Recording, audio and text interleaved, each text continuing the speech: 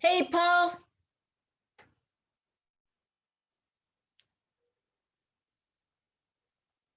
Good morning. Good morning. There you are.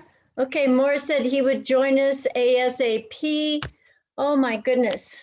Happy Saturday and thank you so much. Let's go down and make you host. Yes, please. All right, Paul.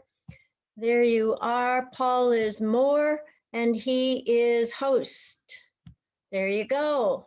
Do you want to change the host to Pulbra? Absolutely, we do. You are Well, host now. All right. Yes, all righty then. You're in charge. So Morris will, let's stop the recording though until we start. Officer, our presiding officer, and the 21-22 district director, Suzanne Leonard. Yay! Thank you, Ralph. Thank you, Ralph. And I've been speaking with you and welcoming you since early this morning, but it is my pleasure to turn conduct of this particular portion of the District 12 yearly plan to your program quality director. And as your program quality director, Morris Anderson has the opportunity to train you, to plan with you events, to when we meet in person, make sure that we're at a lovely venue with ambience extraordinaire. He's done a great job in presenting this. You'll have fun, you'll get educated. And so now it is my privilege to turn conduct of this meeting, this fun day, over to Morris Anderson, your District 12 Program Quality Director. Yay. Thank you so much, Suzanne. Thank you, Ralph. And thank you, Toastmasters, officers of District 12. Welcome to this morning's Officers Breakfast. I'm so excited to have you all here. We'll get started with the Pledge of Allegiance that will be delivered by Dr. Valencia Jones. Thank you very much. Please stand if you are able to. Place your right hands over your heart. Ready, begin. I pledge allegiance to the flag of the United States of America and to the republic for which it stands, one nation, under God, indivisible, with liberty and justice for all. Thank you so much, Dr. Valencia. Our inspiration for today will be delivered by Esther Paflo. Please, Esther.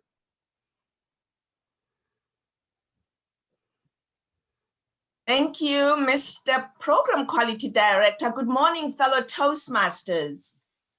Now that you have attended the Toastmasters Leadership Institute and 16 days in your role, what is beyond your officer training? Club officers are best served by consistent, professional, and engaging training that supports our Toastmasters brand, enhances member experience, and help you as an officer grow as a leader. And to me, this is a win-win for all.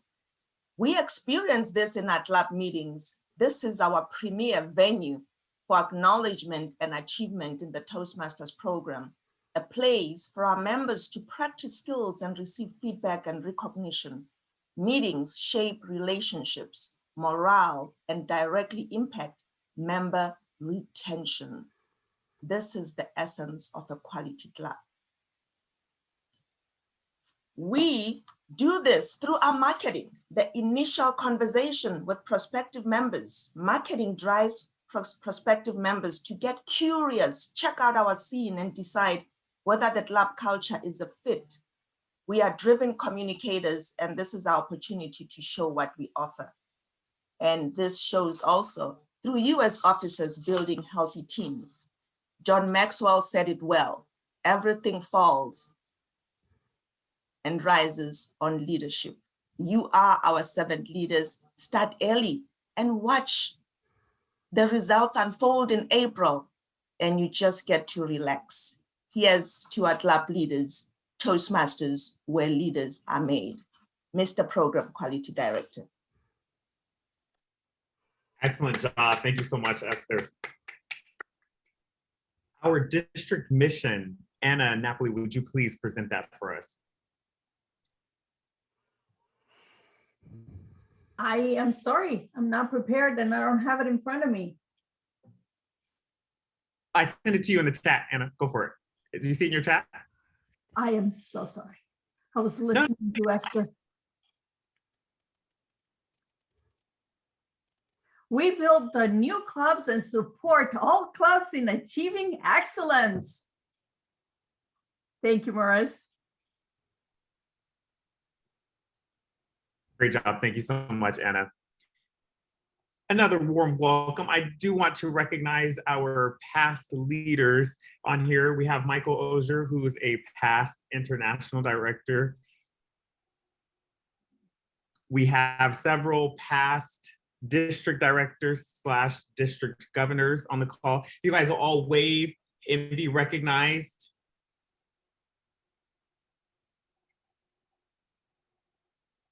All right, welcome everybody. And of course, everyone here is a club officer. So if you're a club officer, go ahead and pat yourselves on the back for taking up the challenge this year. Excellent. I want to review a couple of statistics from last year where we succeeded. We had 32 distinguished clubs.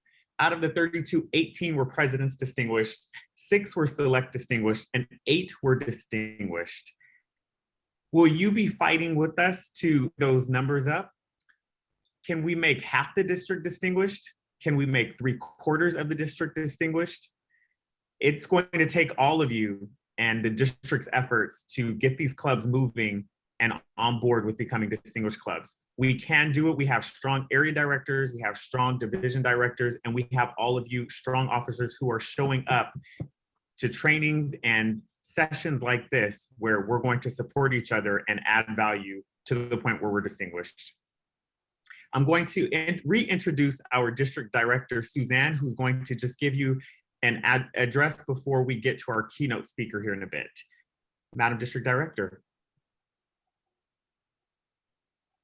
Thank you.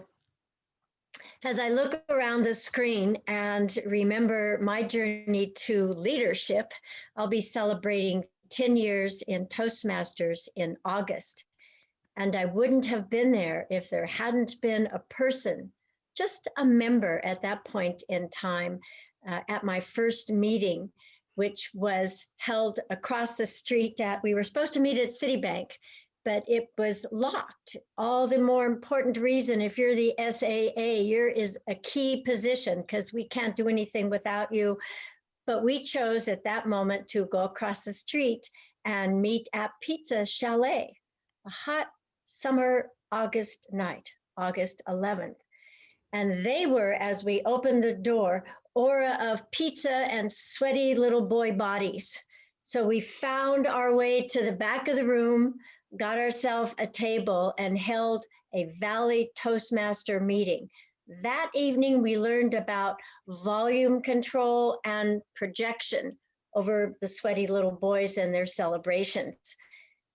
From that point on, I thought, oh, there's something in this. I like this group. I like the venue. I like that they're welcoming, and they became my home club and still are. I'm now a member of 4 Toastmaster clubs. How does that happen? It's like a healthy contagion. It's like a healthy virus, if you can imagine what that would look like. And now I find myself in 4 clubs, each one special, each one unique, each one member to member, helping, educating, evaluating, giving primo speeches with lots of good information that is carryable over into our real life. So fast forward now my last 3 years, and what is on board for us now as I see you. You're some of the first to get this news, and I'll be sharing it also at our DEC, of which many of you will be a part if you are division or area director. Your assistants, many of you have assistants, are invited, but mum's the word for them. They don't get to interject in the conversation, and they don't have a vote. Yours is the vote. So that will be next Saturday. We'll be talking about lots of things, and your presence there is very important. So the last 3 years, I just kept giving speeches and evaluating and counting and going to conferences and going to meetings, just like you're doing. And then the club growth director position came open, and I had tracked and trailed and had the opportunity to work with Jeremiah and Jose. As a matter of fact, when I was district director, Jose was one of my area directors. So we began a leadership collaborative friendship at that point. Jeremiah, I had the experience of having club associations with him and his big presence in the district. So then from club growth director, I became your program quality director last year. We did 2 important things last year that are in the process of evolution as Morris brings on his team, his ideas, and his expertise. We began the PET team, affectionately known as the education part of Toastmasters, and we had 5 people represent all 5 divisions. Sandy Amelino was on that team as well. We also began something that carried over from Dr. Charlotte Nagel's time as district director, and that was Success Saturdays. We renamed them Training Tuesdays. Oh, who wants to train on a Tuesday evening? We may rename that. But from February to June, we had the first 2 Tuesdays as training for new members and or anyone else. We spoke about coaching. We spoke about the DCP. Esther took us to the dashboard, which is such a love and expertise of hers. So I find myself here this year with you, and I'm so privileged to be leading with leaders that I know and love and trust, and those that I'm beginning to know and love and trust. We have a big goal this year as we emerge from the confines and the constraints and the worry of the global virus. Yes, we've been able to visit different cultures and different places, and Toastmasters International is giving us guidelines as to how to move forward. This year, we've set a big goal. And I thought about it, I prayed about it, I thought, oh, it's too big. But it's been said, if your goal isn't big enough to scare you, it's not big enough. And while this isn't scary, it's worthy of you and your talents. And it's this. This year, yes, being a distinguished division would be lovely, but that's not it. Yes, being a select district, I said district, would be lovely, but that's not it. Being a president, a coveted one, oh my goodness. Esther and I walked across the stage in Washington, D.C. 6 years ago when we made that welcome and we fulfilled that role. It's not that either. Take a breath. We're moving forward. We're embracing our potential. And this year, our goal is to become a Smedley Distinguished District. Take another breath. I wouldn't be putting that forward to us if I didn't believe it is so possible. Show of hands if you feel that it's so possible and you're on board. I need to see 30 pair of hands. So that's where we are. That's what it is.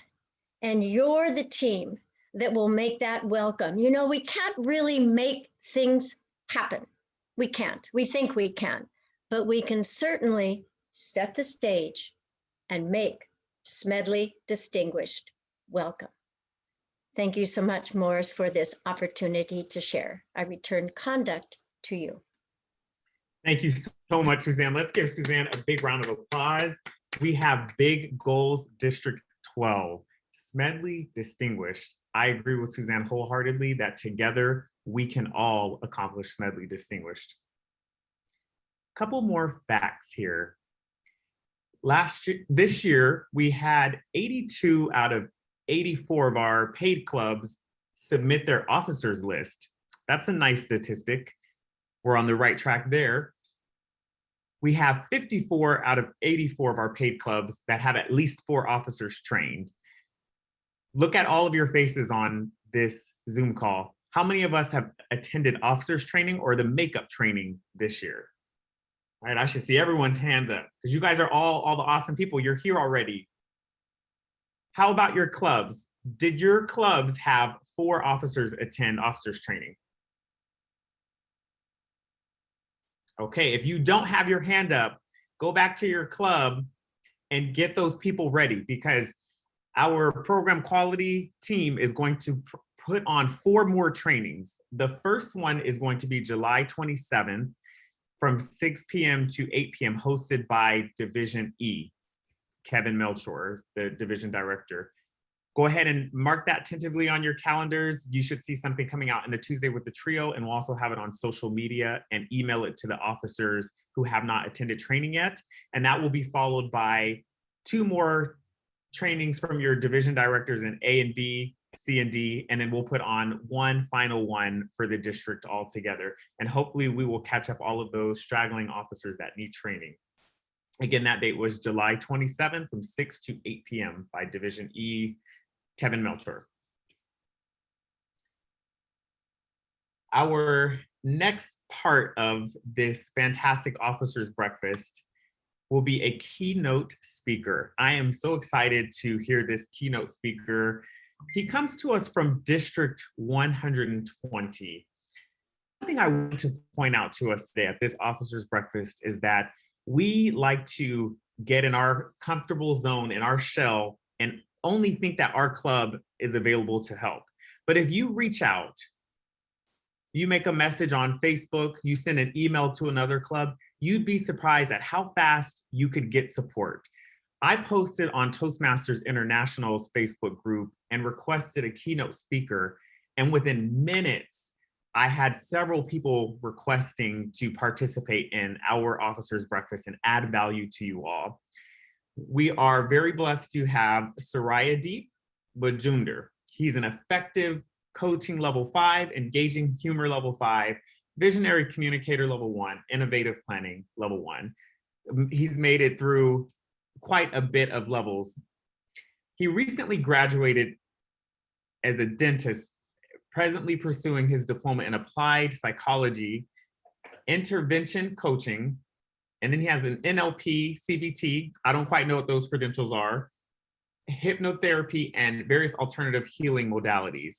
So he's got quite an extensive resume. He's the founder of Sun's Den, which trains people in personal and professional high income skills. He's the co-author of The Complete Happiness Quest. He joined Toastmasters quite recently on February 14th of this year. He completed that path, effective coaching, in 89 days, and his second path in 29 days. So he's a mover and a shaker, already dedicated to Toastmasters and has only been here a short time. He comes to us as the current Vice President of Membership and the Associate Vice President Education of Speak Magic Toastmasters Club, again from District 120. Please help me welcome our keynote speaker of this officers breakfast, Sarayadeep Majumdar. Thank you so much. Let's keep up the round of applause going for Morris, sir. Hello, everyone. This is really tuning in from India. How are you all doing this morning? Okay, it's evening for me, 10:30 p.m. Okay, but I'm so excited. I got my jersey on. It says "Help ever, hurt never." That's what I love doing in the Toastmasters International. I mean, I'm so fired up. Even before I get started, it's very important for me to just tell you what is my speech going to be about. Now, can I be blessed with the screen sharing access, dear host or dear Zoom master, please? That would definitely allow me to guide you through, because what we're going to be doing is we're going to be having a lot of fun. We're going to be having a lot of fun throughout this particular session. I'm going to be interacting with you all. I would be expecting you all to unmute yourselves and answer me. All of these crazy things we're going to be doing. So I hope you're all on the same page. Come on, give me a high five or give me a thumbs up yeah, that's good. Great. Let's get started. my speech, I was expecting, okay, come on, give me a title. Now, I love doing this, okay? Every single time I'm presenting a keynote speech or education session or a training session, I just close my eyes and I ask, come on, give me something, give me something. And then I don't get any answers. So I ask again, this time a little wooing and caressing. Please, look, I love you so much. Why don't you just give me something? Now I'm asking the universe. It's pretty easy. And that's when I got this brilliant title. It's called Yes, Sir, Officer. That's what today's meeting, today's event is all about. When we truly want to know why is it that we want to be an officer? What are our requirements? But I'm not going to bore you with any theory and all. I'm simply going to guide you through my own experience. So I joined as a Toastmaster on 14th of February, 2021, this year, Valentine's Day. What a brilliant day to fall in love with something I'm so passionate about, and that is public speaking. I mean, I really enjoy public speaking. I was not really sure whether this place is for me or not. So the first thing was, obviously, I need to find a club. Now, how do I find a club? I come from this rural city called Kolkata, where I'm not familiar with too many English-speaking personalities in my city.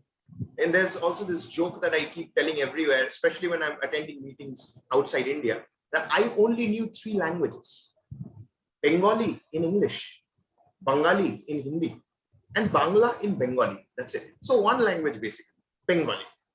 I had to train myself literally. And now the fluency that you all are witnessing, I mean, you all are obviously, I'm sure, English speakers from childhood. See, I think I'm doing a pretty good job in terms of fluency. Isn't it? Give me a thumbs up if you feel that I'm speaking good. Yeah, that's great. But joining a Toastmasters club, I mean, how do I do that? Okay, so I realized, okay, what I realized is that God will not take birth. That's why Google was born. I mean, he just shut out his D and added an O-G-L-E. So he ogles on all of us. That's why it's called Google. So I asked simply in Google, give me a Toastmasters club. And that's when the nearest club popped up. So I called up whose number was given, and I got into the club somehow. But then what do I do? What do I do? What pathway should I choose? How do I get my speeches lined up? Whom should I ask for a mentor? I mean, how do I even get started? It's crazy. I mean, how many of us present here have faced that same situation? Give me a raise of hands. Come on. When you started out, you were confused, not sure what to do and all. This is exactly where the role of an officer comes into the play. But guess what? I had a tough time. I had a tough time because I didn't even know who were my officers. I got to know that after 3 months of being in my club. So right now, the very first thing that we need to know is what are the different blocks that we have. So when I started out, I had loads and loads of confusion, all of those confusions. What is my pathway? What should I choose? And every single thing. And you might have noticed, I'm going to guide you through another very simple story. We all are born and we go to a school and then to a college, right? How many of you remember the first day of your school life? Give me a raise of hands. Come on. First day of your school life. Okay. What was the first feeling that you had when you walked into your school? You can please unmute yourself and give me that one word. How did you feel? Scared. Okay, scared. That's good. Nervous. Right? Okay. Sorry? Excited. Excited. Okay, brilliant. Amazing. Nervous. Nervous. Okay, that's good as well. Brilliant. The first time when I walked into a school, I still remember I was holding my dad's hand, and he wanted to push me into the school and turn around and walk off. I will not leave his hand because I hate going away from my parents. I mean, who loves it? Who loves? I'm completely in a new environment and all of that. So my dad decided this guy will not listen politely, drop him and run off. He tried to run. I held his pants. What happened after that? I can't disclose that because the Toastmasters guidelines will not allow me, but you all can use your imaginations, feel free. That is actually the same kind of a feeling I had when I joined in the Toastmasters. I had only one person. The only discomfort that I had was, it was all virtual. So now I can't pull him, if you know what I'm trying to say. So, but as an officer, it becomes our responsibility, isn't it, to clear the confusion for all the members. How do we really do that? The simplest possible way, I would say, is how we as new members think of officers. And this is exactly the picture that you see. It's exactly what we feel about officers. I mean, the first slide itself. Yes, sir. Yes, ma'am. Good morning. Good evening. Or even, I mean, all of you must have attended physical meetings, I'm sure. Yeah. Right now it's virtual, but we've all attended physical meetings. I've been fortunate enough, even in this lockdown, I've attended 3 physical meetings. And I've witnessed the attitude when you walk into the club, no members are there. I walked in like this. This was my body language when I walked into the club. And then I saw the area director walking in. When I went, I was like this, went up to her to talk to her. And then while walking itself, my body language from here, it turned into something like this. Hello, ma'am. Good evening, ma'am. Ma'am, everything is okay? How many of us have faced this scenario? Come on, give me a raise of hands. Whenever you look at a district officer or any kind of an officer, and suddenly you turn a little nervous or you constrict a little bit. It's the fear that new members have for every officer. Now, that is something we would clearly not want. We would always want to be in a state where we feel comfortable. So the first responsibility for an officer is to make sure that I resonate and vibe in a way that my members feel comfortable whenever they are around my energy realm. I'm using these words very carefully, by the way. Every single time we speak, every single year my voice reaches out to is the horizon of my energy realm, the horizon of my vibrations. And when we vibrate at a higher frequency, guess what? You will be very, very approachable. People will love you so much. I mean, think about it for a moment. I have to tell you this, it's so important. My legs are shaking right now. And I have absolutely no hiding it, because this is the first time ever that I'm speaking in such a huge event. But guess what? How many of you can feel that you've known me for quite some time? Not the first time that you're seeing me. Come on, give me a thumbs up or a raise of hands, something. Yeah. That's because I really believe in the power of vibrations. And that is what we as officers need to inculcate deep within us.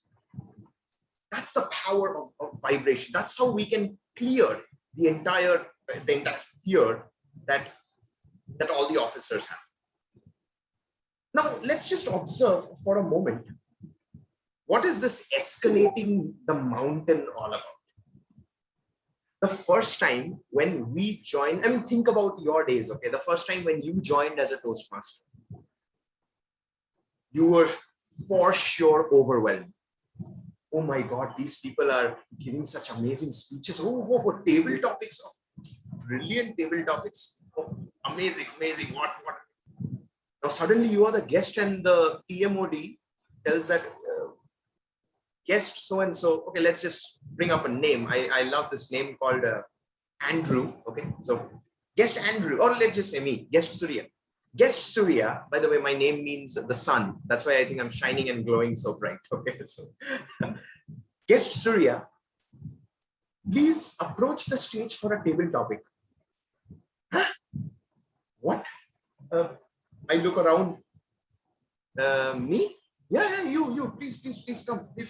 This is a very healthy environment, very helpful environment. Everybody will love your speech. Even if you don't get to speak, you will be appreciated so much. And then as I walk towards the stage, suddenly I feel that the stage is supposed to be flat, but I can feel that steep rising huge. How many of you all have felt that nervousness block the first time you took up table topics? Give me a raise of hands, come on. Yeah, all of us, that's so true. So I'm just going to walk you through the very first time when I was told to speak. I was in class 7. I'm talking about the year 2007. So my class teacher, he literally written the entire speech out for me. He wrote the entire thing. And he just said, listen, you're simply supposed to go onto the podium and read it out. So I obliged, yes, sir, I will do it, sir. And I'm more of those, how many last benchers here? Come on, give me a raise of hands. Raise of hands. Last benchers in your school and college, give me a raise of hands. Come on. No one? All are toppers. Amazing, this is good. I was a last bencher. And not just any last bencher, I would literally taunt every teacher, every student. I would create an absolute ruckus in school every day. Imagine giving such a child the opportunity to speak on stage. I held the book in my hand, walked up to the podium, kept my book on the podium and started out. Our school's first line was always a very, very good morning to our respected principal, ma'am, vice principal, sir, respected teachers, and all my fellow colleagues. St. Paul's Mission School, that was my school. But then I looked up, and just like you all are looking at me right now, there were around 8,000 eyeballs gazing at me. Now you all are smiling. I can see how beautifully you all are smiling. There, people's expression was like this. Obviously, I'm in class 7. What's my age? 13 years old. I turned nervous. Huge silence, long, awkward silence. After a few minutes, I realized few people in front, they have started laughing. Few rolling on the floor and laughing. I didn't understand.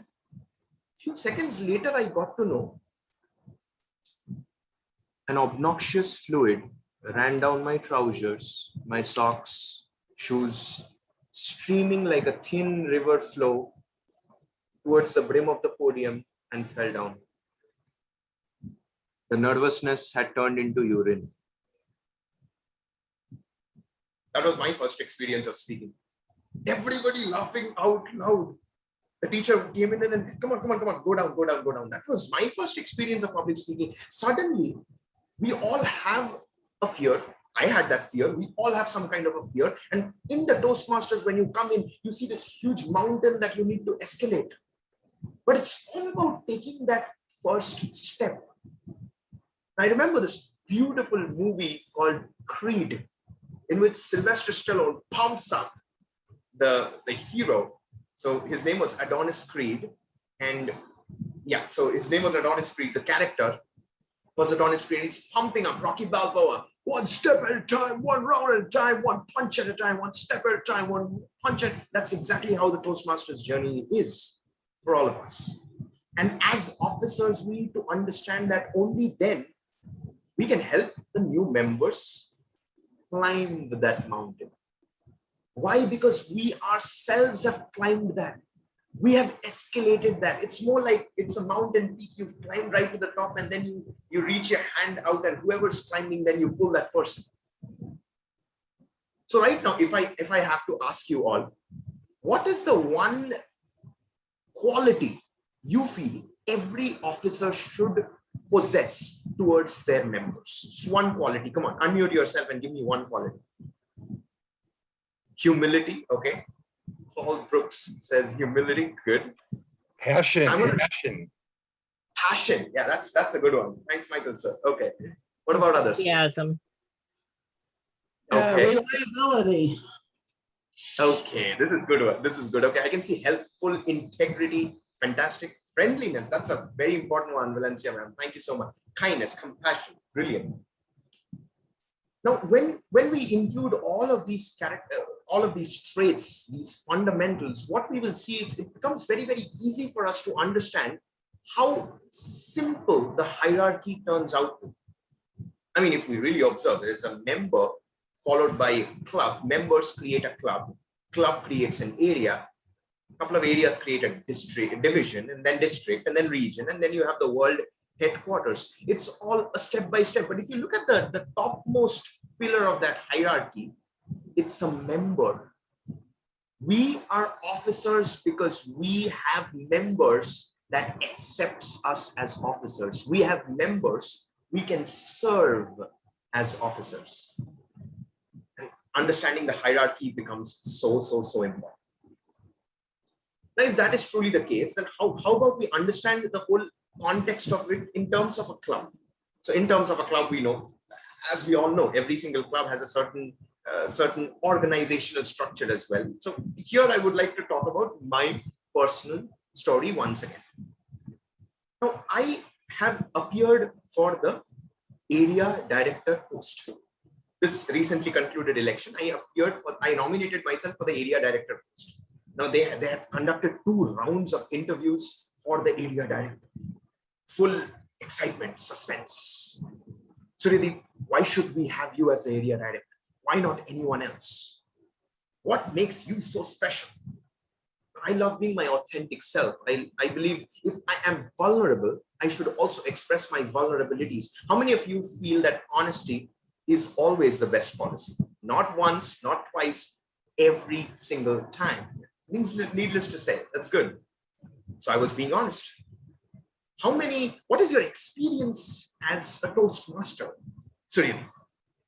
Sir, I've been in the Toastmasters for less than 6 months. What? Seriously? Yes, sir. Okay. It says that you have completed 2 pathways. How did you manage to do it? Because I am obsessed with giving speeches. Okay. And how much time does it take for you to carve out a speech? 2 to 3 minutes. That's it. What about getting mentored? That's pretty easy. I call up my mentor. Listen, my speech is ready. I practiced it well. Can we connect over Zoom? I will present you the speech. And then if you give me a thumbs up, I'll take up a slot. Now, how many of us present here as officers, we have this thing called the judgment and reasoning? Let's be honest. Come on, give me a raise of hands. How many have that trait? I really want to understand my members a little more, but somehow at brief moments, I tend to judge them a little bit based on the time that they've had in the Toastmasters. Give me a raise of hands. Come on. Okay, no one. Okay, yeah, few of us. Thank you, Frankie, ma'am. This is great. Now, the greatest part here for us to understand is only and only when we allow our members to be vulnerable to us, we can connect to them at a deeper level. So here's what I did. I simply told them, and they said, you know what, please apply for your area directorship next year, and you will definitely be a strong candidate. Fair enough. I took that very sportingly. Okay, what are you going to do, Suryadeep? Are you feeling disappointed? Of course I'm feeling disappointed. But what will you do? I'm going to learn more. I'm going to learn more. How do I learn more? Well, all the tools and resources that have been given to me by the Toastmasters International. That's how. But why is that so important? Every single time me as a member, I'm simply going through the resources that is on offer. The president's manual, the club officer's manual. What am I supposed to do as a sergeant at arms, as a vice president in education? I started reading all those materials. And now every single time any club in my area has any kind of a problem, they just have to call me up. That's the power of an officer, because you are experienced enough to read it. And if you read it, you reflect it, you regularly apply it. I like to call it as a 3R concept, by the way: read, reflect, and regular application. It makes you equipped with the skills that helps you to serve. So how many of you believe that, yeah, I can do that? I mean, I can definitely resonate with that. I mean, give me a thumbs up. Come on. Yeah, 100%. That's great. Now, that's about escalating that mountain. How about we get to know about ourselves as officers?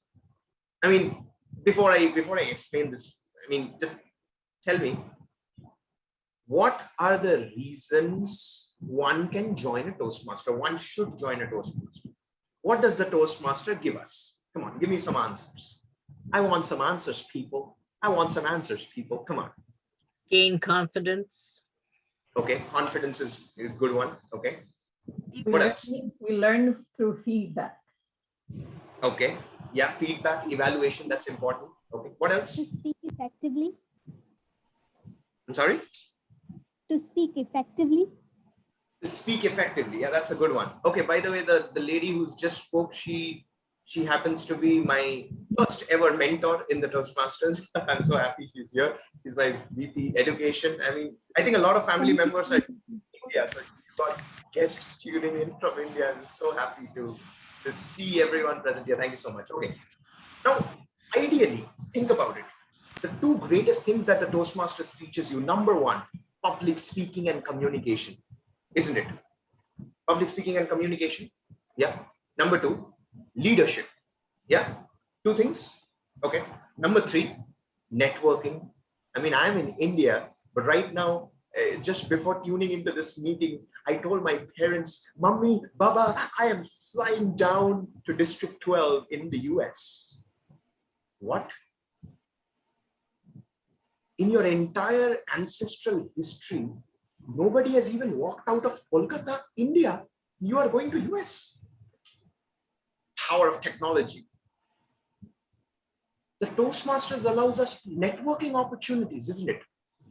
But guess what? Just focus on this for a moment. If you are even the best speaker on the planet, can you participate in the speech contest if you are a district officer? Thumbs up or thumbs down? Come on. Thumbs up or thumbs down? Thumbs down, obviously. So you need to be very critical on yourself. What is it that you want? You want to be a world champion or you want to be a leader? Every role has its own responsibilities. So for me, if I want to be an officer, I need to make sure that I got the right balance for both. I got to make sure that my communication as well as my leadership goes hand in hand. Networking happens by default because I'm a club officer. So obviously I'm going to know a lot of people. But here's where the fun element comes into the picture. How many of us present here right now, whoever are officers, have taken a step back in your speeches? Give me a raise of hands. Be honest. Be honest, people. Come on. Yeah. Yeah. Anna ma'am, thank you so much. Yeah, that's what. Yeah, the answers are coming up. It's important. Just think about it for a moment. If your public speaking is taking a step back, can you really communicate effectively with the members? No way. Now here I'm going to talk about a very interesting story. So I was in Kolkata, India, which is in eastern part of India, and then I got my membership transferred to the southern part of India. Okay, and then the reason for that was my district officer. My district officer, someone I really adore in terms of leadership. The kind of initiatives he's taken, the amount of clubs that he has opened in the previous district that I was in, District 41. Throughout the lockdown, I really admire the way he does it. But then, in one of the club meetings, we had a little constructive argument during a debate session. And he was pestering and pushing as much as possible to make sure that I am defeated in the debate. Now, how many of us present here know that debate is to exchange perspectives and learn and not fight? Give me a raise of hands. Give me a raise of hands. Yeah, so many of us. Good. But that happens only when you learn how to manage a difficult audience in your level 4 project. The Toastmasters International teaches you that. For someone who hasn't been through that project, will not know the significance of participating in a debate effectively, and it soon turns into a clash. As district officers, it is so important for us to maintain that balance of at least presenting a speech once every 15 days. Why? Because you're a district officer and you owe it to your members. So I simply called him up. I told him, sir, I really admire your leadership abilities, but somehow I feel you are born to be a sensational speaker. I want more speeches from you. That's it. Unfortunately, members don't take that step to reach out to their district officers and tell them, isn't it? That's the difficult part. we need to take our responsibilities. We need to be a good speaker. Why really do all this? I mean, we can simply keep it easy because of this particular step. Now, I have observed so far in my journey as a Toastmasters that ideally, there are 3 kinds of members in a club. The first, they are the silent dark horses. Silent dark horses. They'll not talk much. They'll not shout much. They'll not participate. But if you ask them, are you available to be the timer? Or maybe if you tell them, can you take care of the Zoom master's role? They'll accept. Number 2, they just pay the membership and they are there, but they don't really participate effectively. Every week they don't. Number 3, my kind of monkeys. I seriously address myself as a monkey. I'm super fast with everything. I'll tell you exactly what I did today. Today morning, I woke up at 7 o'clock, got myself ready, prepared the keynote speech once again. And then we had our team meeting. I mean, I was sitting with my team. We had to discuss about a lot of things in terms of work. And then from 2 o'clock was our officers training program, 4 hours. Okay, done. In between that, I sneaked into one more club meeting, presented an evaluation. After that was my home club meeting. And that day, the R counter failed to turn up. Nobody is there to spotlight the speaker. So Zoom master, nobody is able to take up. Our vice president education was presenting a speech and she had a webinar. So all the burden was all on me. Somehow I finished, took bath, freshened up, had dinner. Now I'm presenting here this particular keynote speech. That's the definition of a monkey. Do not do that. Caution. It's dangerous. It will kill you. Until and unless you have this natural source of energy, which I think you can take it out because I'm sharing that energy with you. As officers, we truly need to know who are the Toastmasters who are interested. Who are the Toastmasters I can rely on? They will help me for my education sessions, for my speech crafters. Every single time I need a role, every single time I need any kind of help. Doesn't matter whether they are 5 months old or 5 years. They are experienced enough because they have that hunger. They have the thirst. I'm asking an open question to you all right now. Do you know any one such Toastmaster that you can connect with and really give them that pat on the back, because that's what we deserve as a member from our officers. You know what, you're doing such a great job and I applaud you. We're going to get you more opportunities. We value you so much. We're so grateful to have you in our community, in our connection. We feel so grateful because we as a club, area, district, division, you name it, we are progressing. I mean, Toastmasters is one heaven of a global family. That's the power of watering the right trees, watering all kinds of trees, by the way. You got to make sure that you're managing everyone, because everyone is special.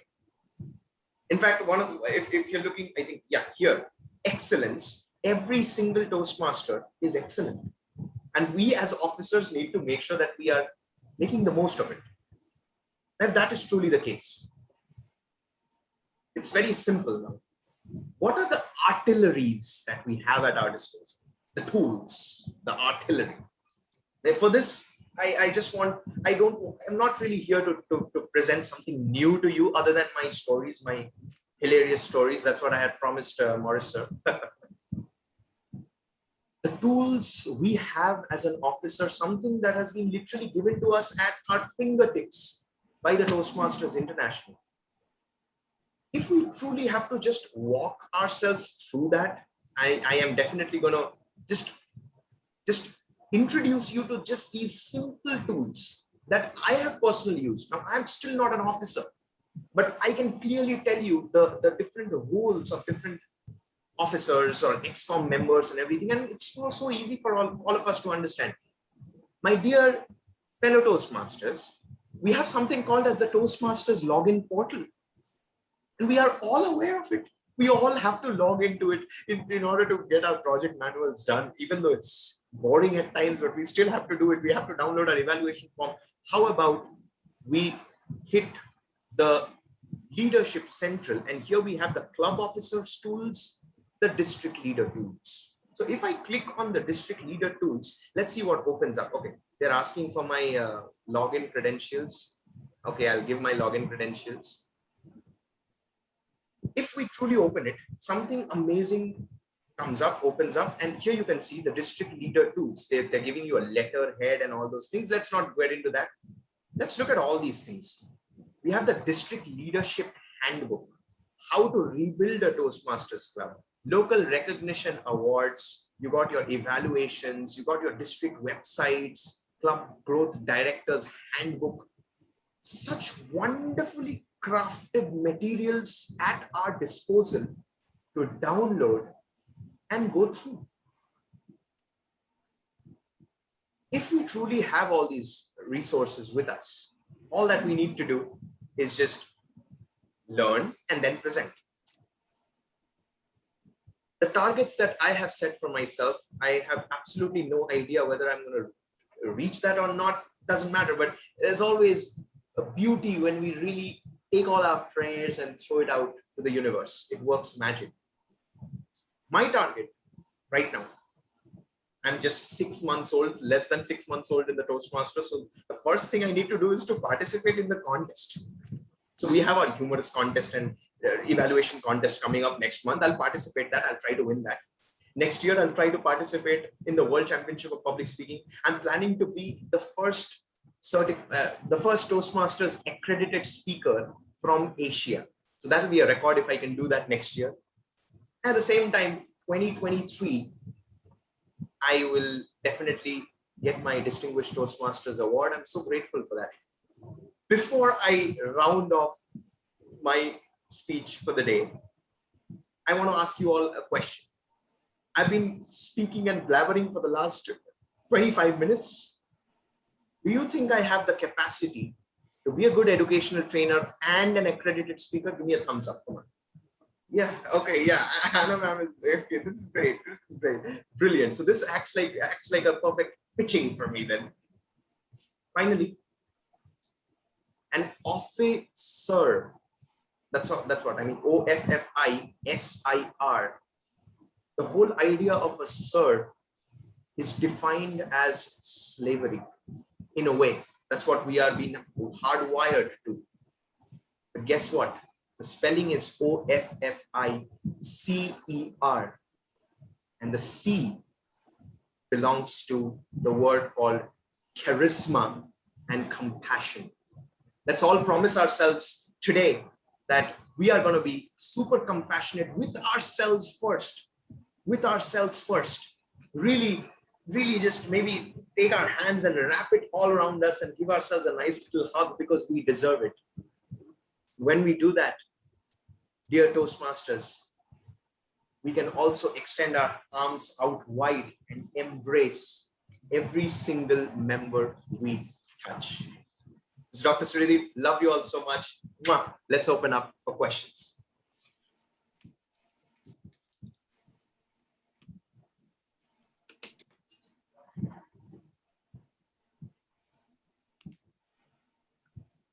Okay, so I'm going to invite Morris sir again because I'm nervous now.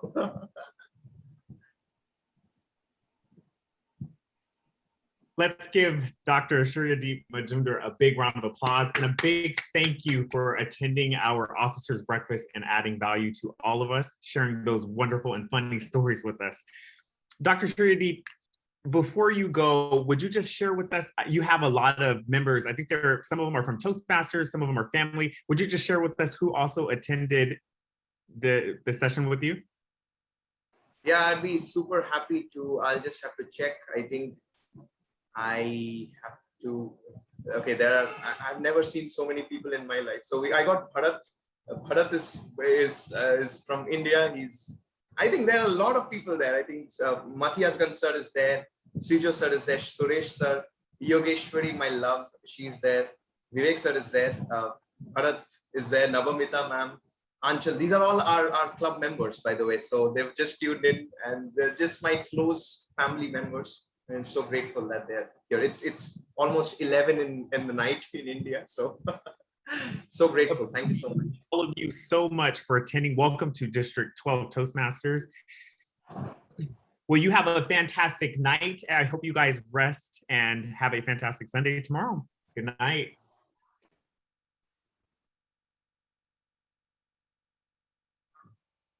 Thank you. Thank you very much. Thank you so much, all. It was so great connecting with you. Thank you. Thank you. District 12, we're going to take a 5-minute break here and we'll resume at 10:30.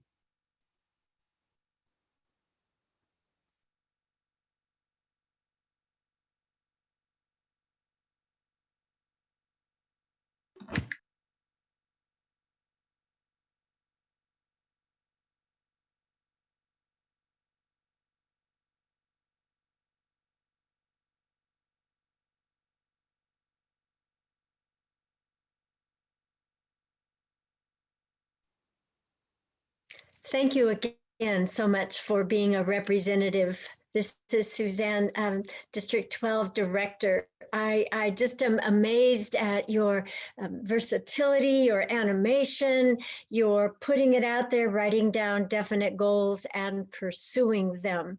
It's quite wonderful. I did the same thing to become a district DTM and a qualified speaker. And one of our very own District 12 is an accredited speaker and shares your kind of enthusiasm and putting it out there and having benchmarks in the meantime. Good for you. Incredible Toastmaster experience to share. Quite commendable, really. And so you're saying, if I heard you correctly, that you have not had the opportunity yet to address a larger Toastmaster audience than your club. Is that correct? Yes, absolutely correct. So the moment I realized there's an opportunity here, I can present a keynote speech. I mean, why not? I had to present an 18 to 20-minute humorous speech as one of my projects. I did that in the Philippines, but right now it's a keynote speech in a district event. I mean, okay, just take the opportunity. We'll see how it goes on. I'm so happy that you all like. Oh, yes. Well, and you present the magic and just say yes. You don't have to know all the details. Just get in the game and say yes and see how it turns out. And as I was watching and viewing our Toastmaster officers that are here, 56 of them on the call today, which is wonderful for all of us. And I know they're as inspired and educated as I am as a district director and what you had to share, because I also believe that if it hadn't been the club culture and the mentor that I immediately bonded with, I wouldn't be a district director. And we think it happens, you know, once we start speaking and speeches and all that, but it really does, the confidence and all that, happen at your club level. So what is your next thing now? You've had your contest. Have you had your contest season already? Our contest is on next month, so August. The humorous contest and evaluation contest. I've started getting ready for that. Good. So I just got a couple of, Got a couple of questions. Do we have some questions? I think I got a couple of questions. The first question is from Anna ma'am. She asked, where do you get your energy from? And it's pretty easy. I keep reminding myself every single day that I am a 4-year-old monkey. That's all. I don't consider myself as grown up. Never. And guess what? Even when I was 4 years old, I had this power pose, you know, Superman pose, what I showed you, right? So my dad would come back from work and I would come back from the Montessori school and I would just take off my clothes and stand like this all naked in front of my dad. I'm 25 years old now. I still do the same pose. And my dad will tell me, I'll throw you out of the house. So I keep doing all these crazy things. That's my source of the energy. Okay. And another question is, do you think you will be as comfortable if you were in person? That's a very good question, ma'am, because in in a physical meeting, I was asked to be the general evaluator. And I realized more or less my feet will continue to shake, but I have this wonderful process called priming, where I just turn on some loud music, I'll just jump, jump, jump, and my heartbeat pumps up.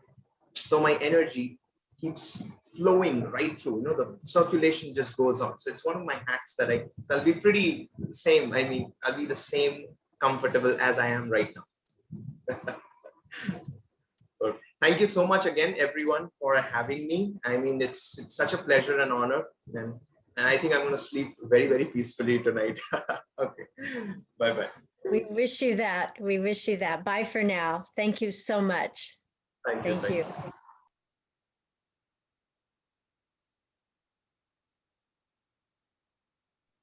District 12, it is 10:30. We will resume with our officers' breakfast. I really hope you did enjoy that presentation by Dr. Suryadeep. It was a different perspective. When we speak, we normally speak from the perspective of being an officer, of having served as an officer. And now we had the opportunity to hear a new member's tale of seeing an officer from that view. And I hope it kind of changed our attitudes as officers a bit too. We need to be looking from the eyes of the new member and not so much the eyes of an experienced officer. Sometimes that gives us a fresh take on how our new members are feeling about our service. I wanted to talk about goal setting as an officer. You heard from our district director, we're going for Smedley for the district. That's the top tier. Has your club set a goal? Has your group of officers come together and set a goal for the club? If you have, go ahead and post in the chat what your club's goal is. Is it distinguished? Is it select distinguished? Is it president's distinguished? Did you not set a goal yet? Put that status in the chat for me.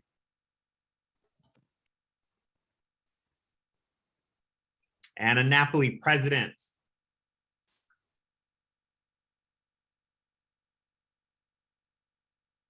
We have goals beyond the DCP. Paul, I'm going to invite you because I want to hear you share your goals beyond the DCP.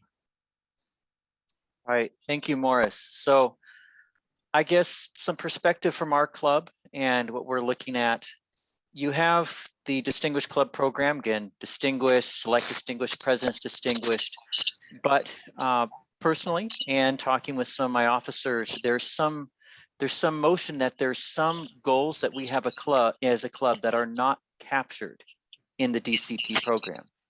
Again, the DCP program talks about training officers, having a certain number of members, growing the club, achieving certain educational goals.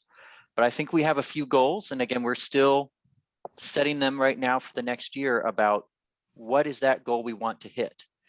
And is it, of course, it's going to involve a lot of those DCP goals that are written there, but some goals such as collaborating with our sister club in Foster City, again, our sister corporate club, that is not captured in the DCP program. However, when we were able to host Dr. Kenesha Williams and do a joint session this last year and have her present to both our corporate, we opened it to the entire company in Foster City and here in Southern California. That was tremendous. And I think we want to do something like that again here. So that's an example of some goals that don't exactly show up in the DCP, but we still would like to do something that year, but we're still defining what that will be. Outstanding, Paul. Thank you so much for sharing. And for everyone, can you give us your club again?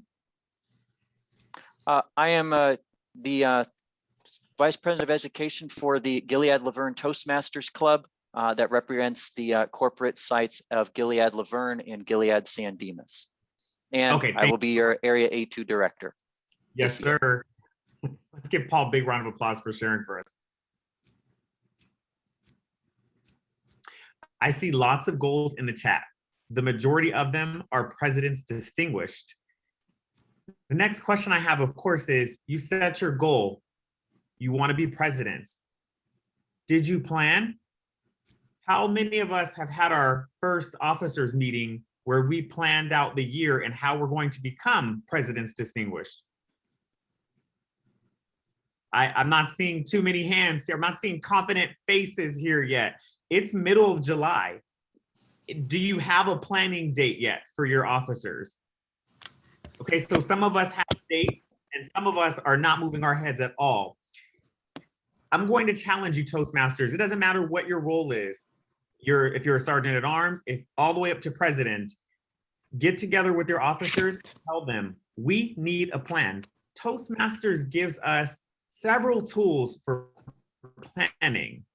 How many of your clubs use the club success plan for your planning in the year? The club success plan. Outstanding. What about the moments of truth? Do you run moments of truth to assess your club to help with planning? Raise your hands. Okay, not too many, but I do see some yeses. How many of us know what moments of truth is? All right, very good, very good. What about the Distinguished Club Program?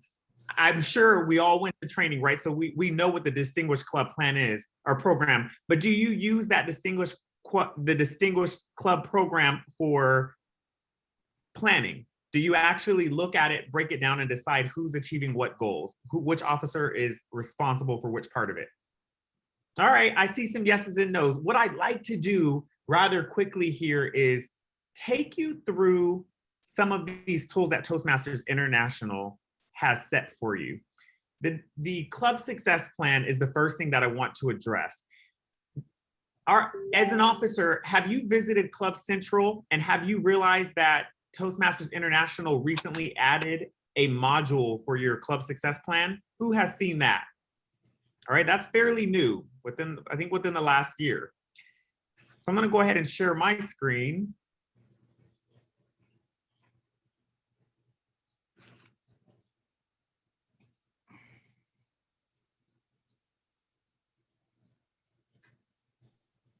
All right, I'm on toastmasters.org. Hit that login button. There I am. So I'm going to go to Club Central. All right, and I'm in the high desert, Yak Pack up in the high desert. I see my president on today, Miss Gwen Butler. Welcome. I'm so glad you made it this morning. In the bottom right-hand side of Club Administration, you have the Club Success Plan module. So you can click in here.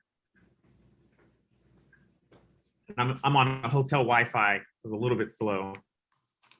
Let's give it a second here to load.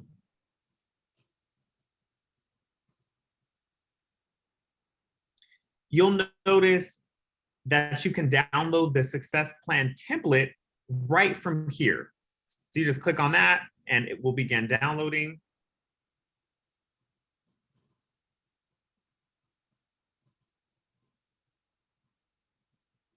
And then you'll also be able to upload the club success plan. You have an upload plan button here. You'll find your plan and you'll upload it. The great news about this is that every time you upload that club success plan, the future officers will be able to look and see what you did that year. Let's say you hit President's Distinguished, and that officer group says, how did they do it in their year? Well, you have your club success plan here that at least tells how you plan to do it. I'm just gonna click on this and download, just so you guys can see both of these tools. So the club success plan template, which you can't see because I'm sharing the image. Give me just a second. So Morris, in that club, you went and added the one for last year? You just pulled it out of because it's not the current one. Right. Last year, I was Vice President of Education, and after we filled out the Club Success Plan as a group of officers at our first officers meeting, I uploaded that document to the module. And now our current group of officers, which none of them have served as officers before, all have access to that document. Nice. So your Club Success Plan is a fillable PDF. You'll tell about your team, your values. Some of this stuff may be redundant to you. That's fine. fill out what's important on here. There are plenty of Toastmasters around Toastmasters International that don't like this document, in particular because some of it feels redundant, but you pick out what's important to your team.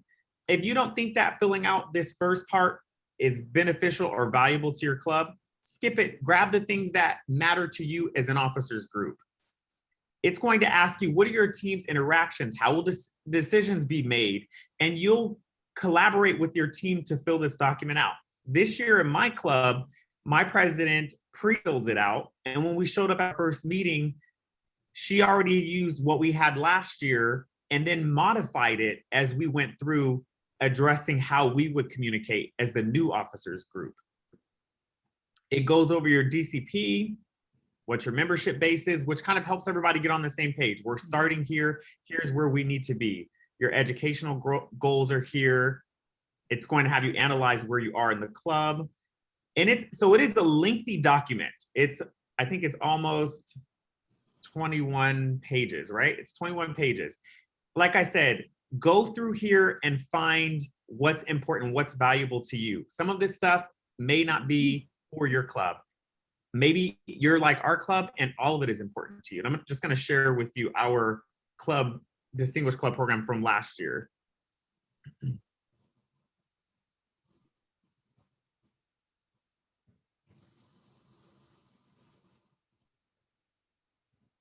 So we go through and we actually name all of our officers here.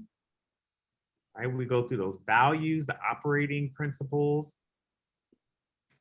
obstacles. These are the things that we're saying are going to be in our way of succeeding. And we're open, we're honest. We try to really tell each other where we're going to struggle so that when we hit that struggling point, somebody will be there to cover and pick up where we left off. Our meeting protocols, we decided all the dates that we're going to have officers meetings during the year. Talked about how we're going to communicate. So you can see we really sat down. I think we took 2 meetings to go through all of these. We filled out our situation analysis, who's responsible for what part of the DCP. We talked about who's going to achieve what levels. We talked about how we're going to recruit new members, and see where we said same as action 1. That means it was repetitive to us. So we said, this is the same, this is the same. So you can get through this document rapidly, but somebody needs to take the time to pre-fill it out. If somebody has already done the club success plan from the last year, you should be looking at that club success plan from last year to help guide you through the next year, so that you can build off of where they succeeded and where they struggled. And at the very bottom, what we added to this document, let me see, is it this one that we added it to? Yes. So in the notes section, at the very bottom, the Distinguished Club program, we wrote out specifically in a clear manner of how we were going to accomplish the goals needed for President's Distinguished. So we said we're going to attempt to accomplish 8 out of 10 of these goals, and these are the people who are going to accomplish them. We listed out each of our Toastmasters. We talked about how we were going to gain those new members, how we were going to retain members, and we listed it all here so that we had that clear picture, and we got those agreements from these specific Toastmasters. And you'll notice that this signature page, I passed right by it, but we actually all signed it agreeing that this is what we're going to do as officers of the club. Talk to me, Toastmasters. Tell me what your questions about this club success plan are. Do you have any questions? Did you all see how I accessed that on Toastmasters International? I had a question for you, Mr. Anderson, sir. Yes, Dr. Jones, what's going on? And we've done this in one club that I belong to. In the other club, the president asked that everybody fill it out and bring it in together. Do you find it advantageous to have everyone fill it out and bring it in, to have one person fill it out and bring it in, to start with a blank slate and have it collectively done? Well, do you think works well? What I recommend is the president pre-fill it.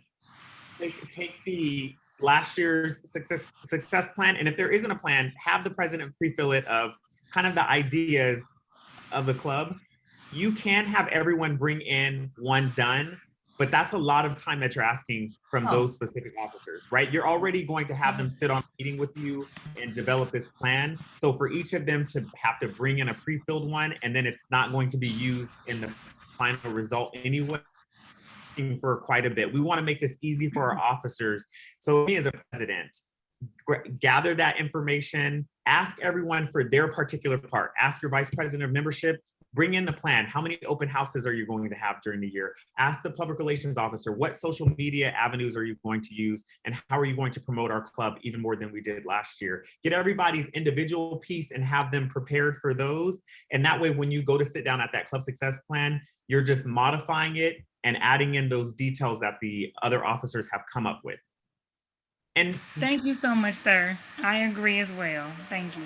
Thank you, Dr. Jones. I had a question too. Okay, before we move on to the next question, I just want to make sure, because we have plenty of experienced Toastmasters on here. If you have filled out the club success plan, what has worked best for you with your team of officers? Remember I had the same question. What worked best for us was having one person to bring it in. It was actually the VPE. It was me. I filled it out, and we met. We fine-tuned it and revised it. Our president wasn't able to do so, so she asked me to do so. And her and I met about 30 minutes before we met with the entire executive committee. And we worked together. She asked me to present it. We presented it, went through it, and created a great plan that will now be uploaded. Perfect. And then real quick, I'm going to call on you next, Anna. In the chat, Paul recommended sharing a document that everyone fills out so that you're all working off that same copy. I think that's a great method as well. But I think that you still need to sit down as a group of officers and make sure that you all agree on the plan that is formed on that document, which is what Paul said after. Consolidate and approve the full plan as a team. Outstanding. Anna, go ahead with your question. It's not a question. What I did, it was exactly what you just suggested, that I brought my copy all filled out, and I had asked my officers to do the same. And then we're going to be meeting and we're going to be discussing, because each and every one of us think a little bit different and may have different ideas. So I need them to fill it out. Then when we come all together and I say something, somebody else says something, and then we may be combining the two ideas to complete that. So that's why I asked my officers to fill it all out. Be ready with your answer. Of course, if there is something that you don't think it's necessary and it's going to be action number one, do that. But if I just say, let's come together and work, we spend hours on trying to figure it out what to put down. If I have my officers with their idea clear of what they want to put down, and then there is 7 different ideas, we combine them to make one statement. So that was what I'm trying to do. I have not been very consistent because it's hard to bring everybody together to do this kind of work. But this year, that is my goal on both of my clubs. This has to be done. And I want it to be done by the end of August so that I can upload it, just like you mentioned earlier. And I told that to my officers. This is our goal. Back to you. Brilliant. Yes. Thank you for sharing that, Anna. That is a very, very fair perspective. John, it looks like you have a question. Yeah, the first plan is the hardest. It gets better from there because we learn from our mistakes, and plus what we just put out there was excellent. So I think 2021 is going to be better than 2020. Outstanding. Christine, go for it. Yeah, my question is that I know we had done the plan last year in the PDF form. However, I was wondering with the new structure, should we upload that plan into Leadership Central and then just work on it? I mean, is there allowance to go back to past years with this new structure? Yes, you can upload. There's not a timeline on there. I'm pretty sure you can just change the date. Make sure the date is on your document. Let me click it and see really quickly. Why choose? The only thing I worry about is it has the year there, the program year. So I don't know that you could upload it and change that program year. I think Toastmasters International might set that automatically based on uploading it this year. I haven't tried to go back in time to upload is what I'm saying. So if you upload it right now, I can't guarantee that it won't change that year on you to this current year. Okay. So I may just want to just take what's in that plan and create a template for this year going forward, and then Yes. just email the old one to them to kind of review. I think that's a great idea. And then just make sure you upload it going forward for that continuity. Awesome. Thank you, Morris. Thank you. Any other feedback questions? Clubs that have been successful because they believe they did the success plan. All right, outstanding. Mr. Anderson, how often do you revisit your success plan, sir? I, as a club officer this past year, looked at it quite a bit because I needed to see, I was the vice president of education. So I wanted to see which Toastmasters were still engaged enough to make their level commitments for the education pack. But I didn't revisit it monthly or weekly or anything crazy like that. It was a tool that I used during the year to make sure I stayed on track for my portion. Everyone made their commitment. So I think that some of the other officers probably did the same thing. They use it as a tool just to see what they committed to and if they were going to meet those goals to help us make a distinguished club. But it would be a good idea, I think, if you have officers meeting, to pull that plan out as a team and see how far you've come as a group of officers instead of just an individual. And that's probably something that our club could learn to do better. Thank you. I was leading to that. Is there anyone here today that has created a club success plan and met quarterly or biannually to review it to see where they're at and where we need to go?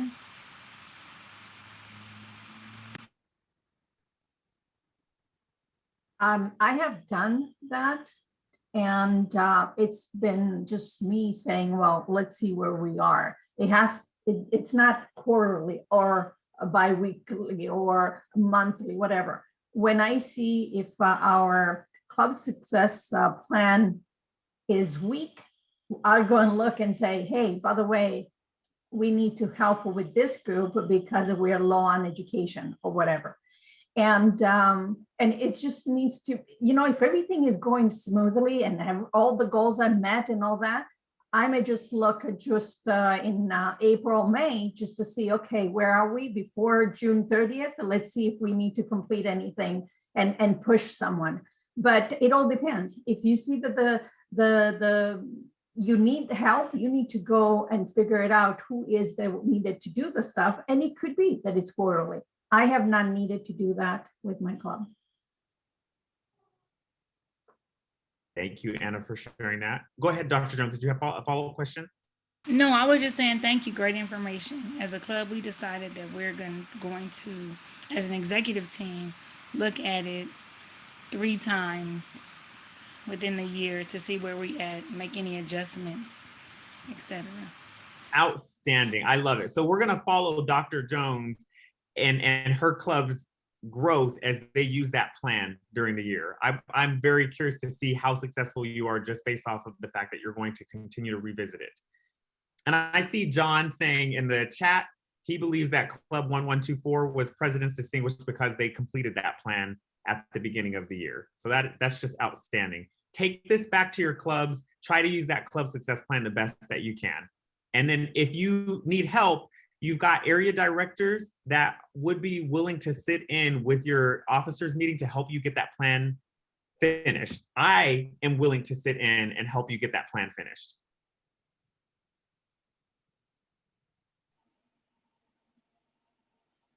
with that, I wanted to do an activity. Can everyone hear me? I know my internet is going really unstable. Okay.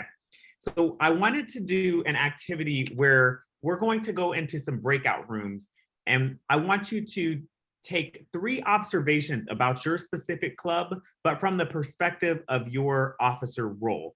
So if I'm the vice president of education, I'm going to take 3 observations. One might be, not all my members give pathway speeches. Some of them just give speeches off the cuff and don't accredit them to pathways.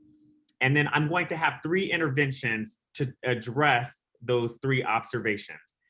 So I might say, I'm going to do better at assigning a mentor and making sure that pathways is followed in my club.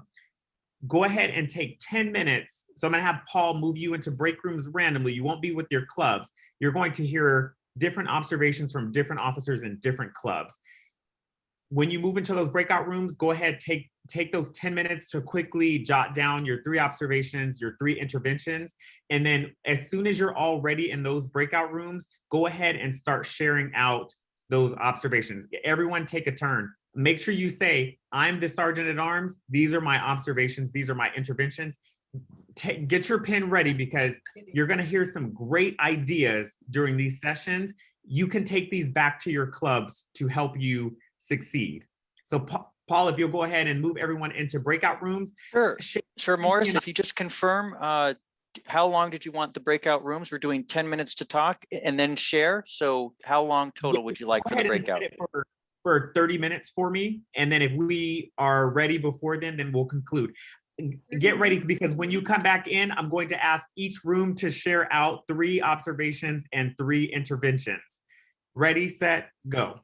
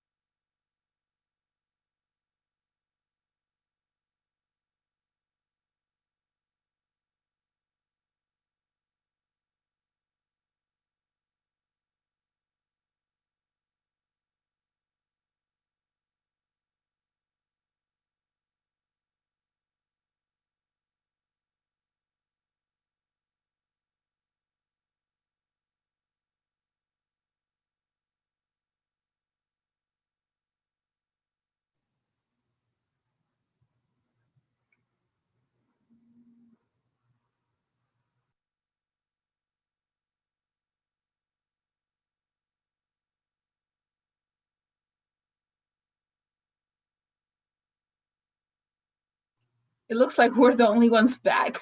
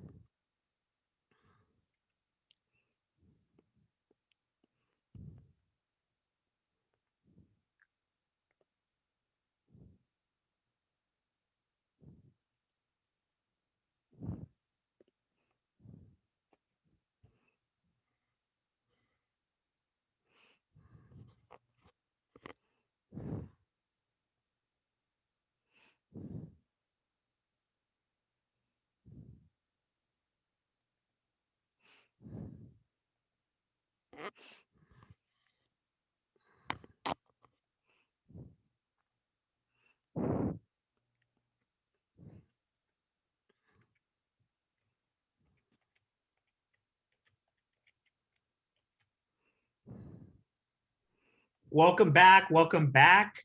I heard some fantastic discussion happening in all the breakout rooms. It looks like a lot of good ideas, a lot of good observations came out, and Paul was bouncing around. I believe Sharon was bouncing around to the different rooms, hearing discussions and maybe even jumping in and participating. I'm going to have you guys quickly share out by room. So we're going to start with room 1. If you were in room 1 and you want to share an observation and an intervention with the group, go ahead and unmute at this time and do so.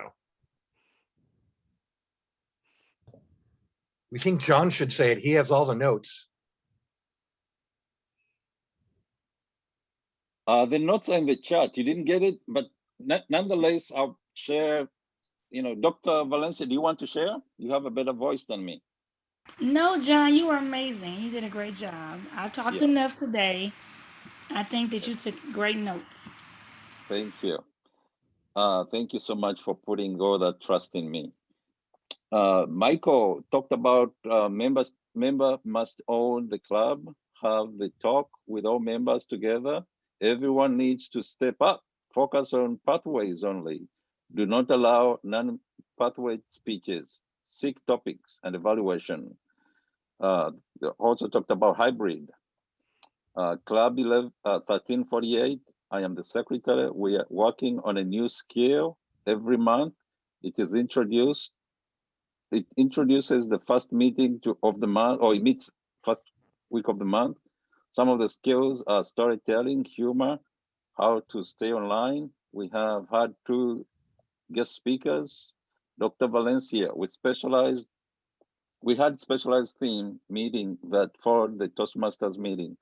For example, finding a job was the theme, where all table topic speeches were about finding jobs. Speeches. John, I'm going to interrupt you right there. So I want us to be really intentional about this. Pick one observation and tell us, pick the top one that you think was the most valuable in that session and share with us an intervention for that. The one that I loved most was interview skills. Everybody needs a job. If we are going to speak on family gatherings. Sometimes we are put on the spot. We have to be able to speak at that time. Secondly, retaining the members we have. We don't need to look for new members. If we can train the new members to invite guests, we can make these clubs grow. And the third one was hybrid. Hybrid is coming, but at the end of the day, we don't know how to fix it. So. Okay, great job. Thank you so much, room 1. We're going to move room 2. Please share one observation and one intervention.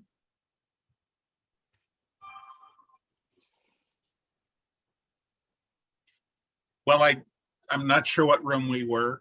Hello. I think I was in room 2. And our what? Just. Oh, that's Ralph. Okay, he's on mute now. Our observation was we have low membership. In fact, my personal club is below the minimum. And so we need more. Interdiction, when we have visitors, have a plan to deal with the visitors. In one of the aspects of that plan is to make sure every visitor gets offered a chance to join every time they visit. Great, thank you so much for that, Art. Great job. Room 3.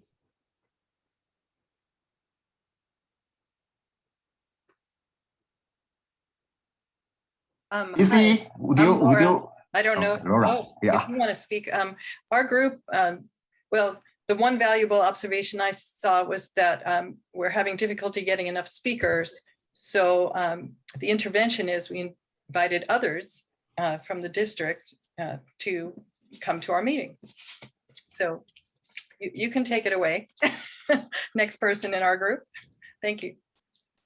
No, you were very succinct. That's very succinct. Not enough speakers. We can solicit from, we got information about going to our District 12 website and Facebook and other resources, your area director, your division director. There's so many different people that can come out and be a guest speaker. And also we talked about like crossing over to the different groups from different clubs so that we can get guest speakers as well. So we can have like a sister club as well that we can like meet regularly with so that we can also have guest speakers. But you did an excellent job, Laura.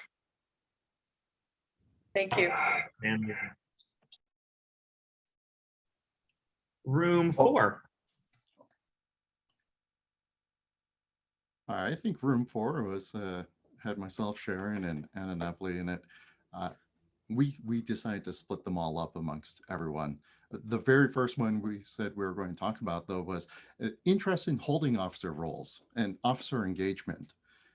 The observation was just simply that sometimes we have trouble filling our officer roles. We might even have officer vacancies because there's not those members stepping forward, putting their name out there to become an officer. We would like to see some competition and an honest election rather than nomination by popular acclaim, just a single person. Interventions for trying to encourage motivation and interest in holding officer roles is one, you need to have a published, well-known election date. Everyone knows the schedule. Election's going to be on this date. 2 weeks prior to that, nominations from the committee, the nominations committee, will be presented to the club overall. And then in the weeks preceding that presentation of nominations, the officers can be giving speeches to sell their role, giving personal experience, what skills or lessons were learned, the benefits of holding an officer role and serving the club as a whole. Great job. That was very well thought out, very organized. Thank you so much. And room 5. Hi. For room 5, there were a couple of different ideas that we came up with that we thought were very important. And one of them was that for club officers, most of the time in the clubs, we've noticed that the same people are just rotating the roles. So we wanted new members to take on the officer roles. And I know it's intimidating sometimes to take on those officer roles, but one of the suggestions, actually Estella Cox made the suggestion we thought was great, was that currently, if you have new members, sometimes ask them to help out with the officer role. And one of the things that she's doing in her club is she's going on vacation and she's a secretary. So she reached out to one of the newer officers and asked them, hey, while I'm on vacation, if you can cover my position. So we thought that was a good way to introduce the newer members to the club officer roles. Outstanding. Great job, Sunita in room 5. Great job. Great job. I hope you guys very much enjoyed that exercise. I heard a lot of fantastic discussion, and you can hear some of the feedback that we got. Remember, we have a whole district out here dedicated to clubs. You have other clubs, you have areas, divisions, you have a whole district trio with a management team that's dedicated to helping you with issues like these. If you can't find help in other clubs, if you're not getting your attention from the Facebook groups, contact us and let us know, hey, I need help. I'm not finding a solution to this. And we would be more than happy to jump in there and help you resolve your issues and get speakers for you, all those kind of things that you're struggling with. What we're going to do now, I wanted to introduce the District 12 training chair for this year, who's going to be such a key person in getting everyone trained up and introducing some new training programs to District 12. That is Distinguished Toastmaster Sharon Kenty. Please help me welcome her.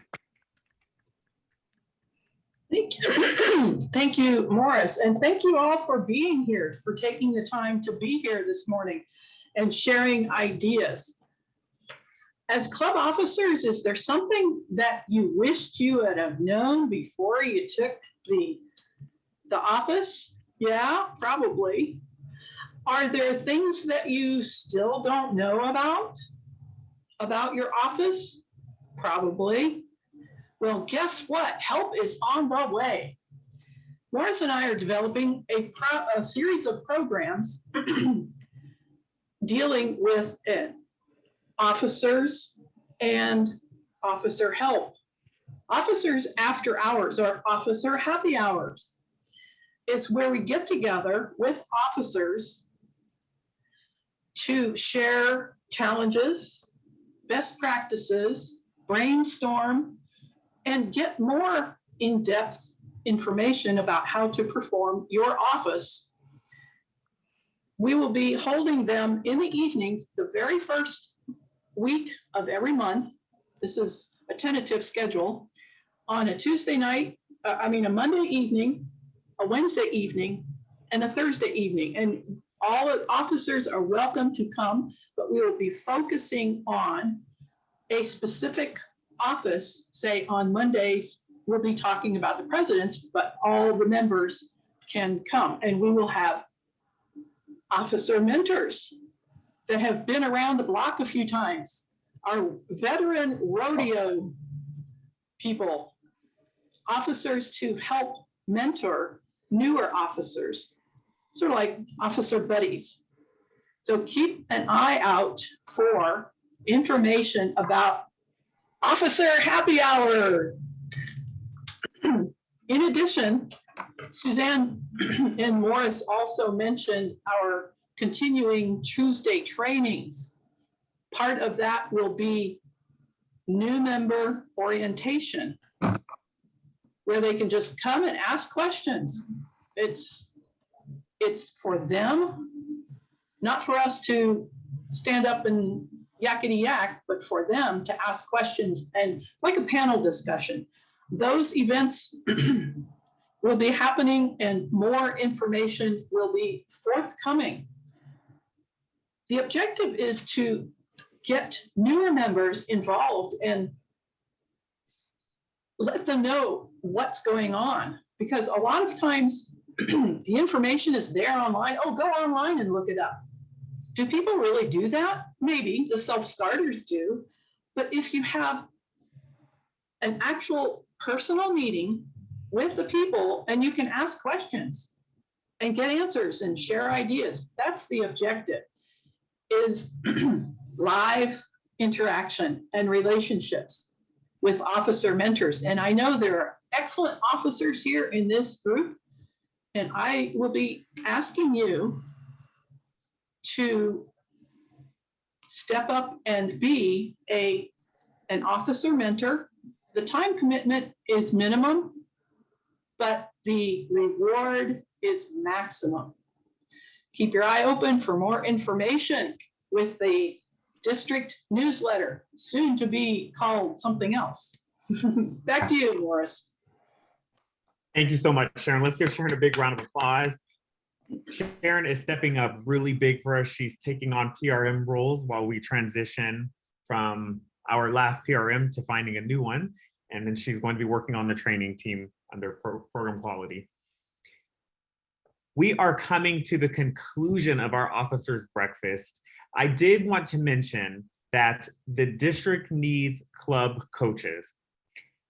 If you or you know officers in your club want to participate as a club coach and go out and help support another club in becoming distinguished, please contact Melissa Stayskull. You can contact Suzanne, or you can contact me, and we will help get you set up with the club so that you can help coach that club to success. If we're going to become a Smedley Distinguished District, club coaches are going to be so essential to that. There will be club coach training, and we're more than happy to help you with those responsibilities as well.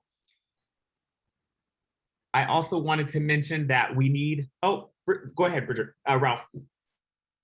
And then I'll call Anna after.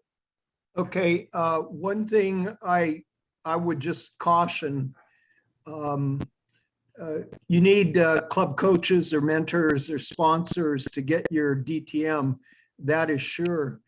I feel queasy about having a division director or an area director assume that kind of role while they're in the district officer position.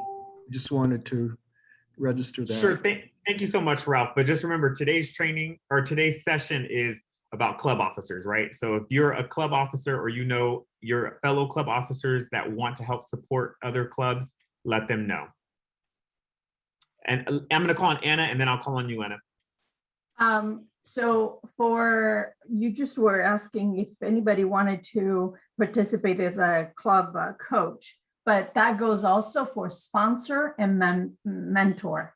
So if you are interested in being a sponsor or a mentor of a club, please also let Melissa know, or me. I am the club growth sponsor mentor committee chair, so you can let me know too. I'm going to put my email address in the chat.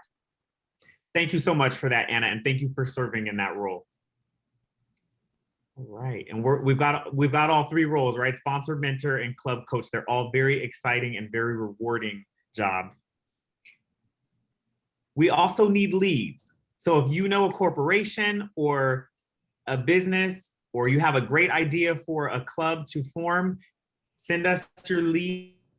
Working very hard with her team on turning leads into actual clubs that she can grow and charter. So please let us know if you have leads in mind. And there will be some district incentives coming down, of course, for new clubs. Finally, I did want to mention that John Mutiaba is going to be our virtual to hybrid / physical meeting chair.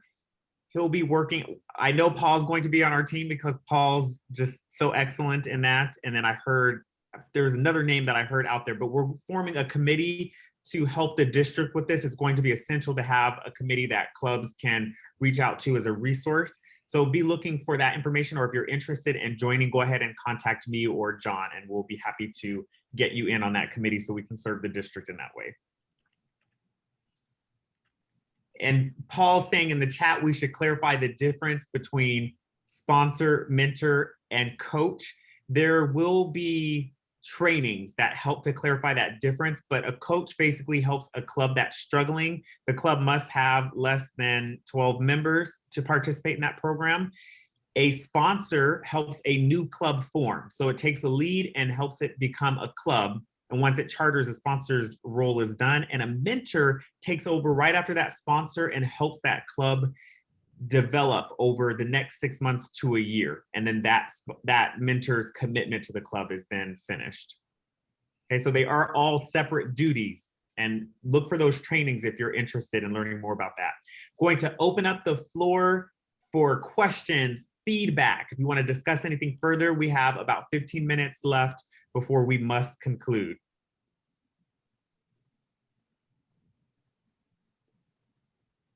Acknowledge John has his hand raised. Go for it, John.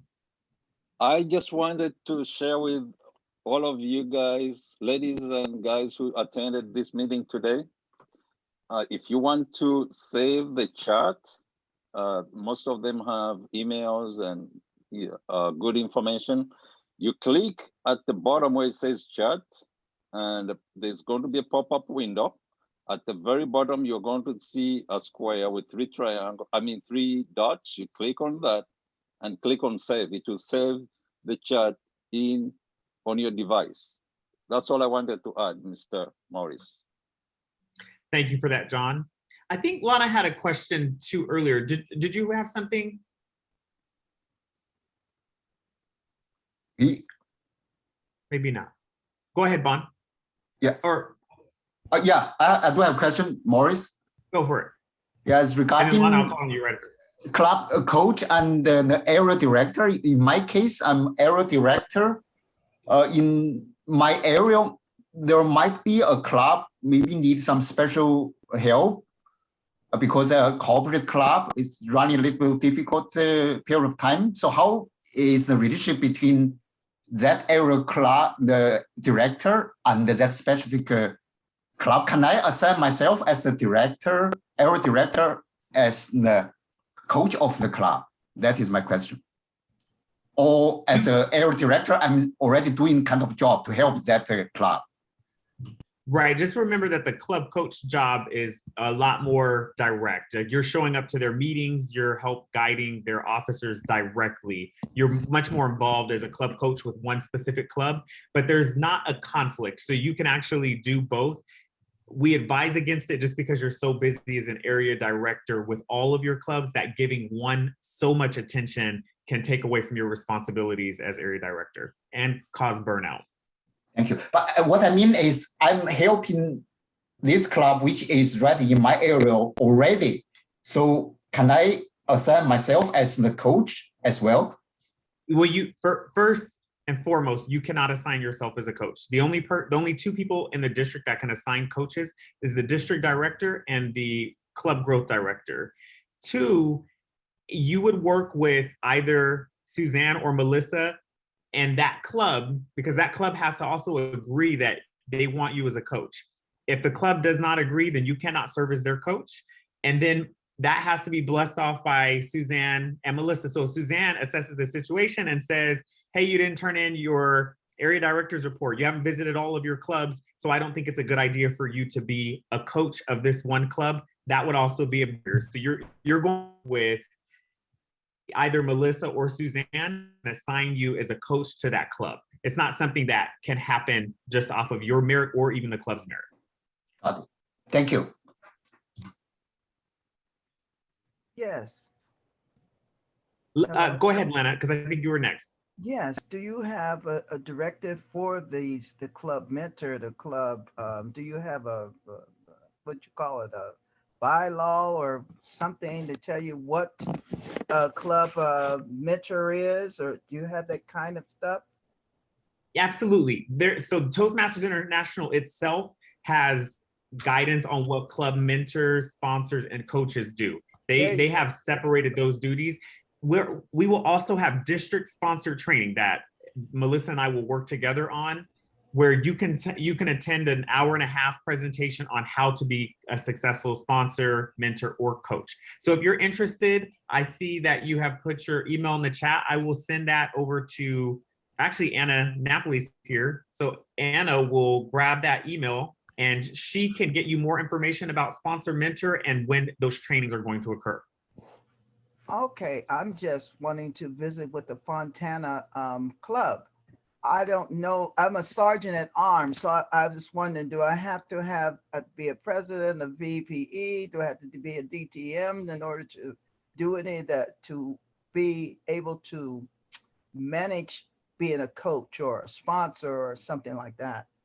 No, okay, so just so we can clarify, coaches help clubs that are struggling. So first we would look at Fontana to see if they meet the requirements to even have a coach.